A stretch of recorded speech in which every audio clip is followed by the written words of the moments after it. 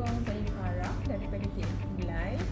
Selama 2 hari saya mengikuti kursus time management dengan doktor, sangat efektif, relevan dan sangat berkaitan dengan kerja saya, dan ia sangat-sangat membantu saya untuk masa akan datang dan selepas ini. So, best sangat. Rasa sayang, terlihat nona jauh rasa. Assalamualaikum, saya Amira daripada TMB Johor Jaya. Saya bertugas di sini customer service. 2 hari saya berkursus dengan Dr. Razali dalam kursus time management. Untuk pandangan saya memang best, terbaik dalam banyak kursus yang memberi. Saya memang sangat fokus lah.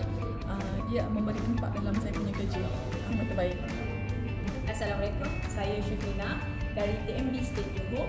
Saya telah menghadiri kursus selama 2 hari oleh Dr. Razali, iaitu kursus time management.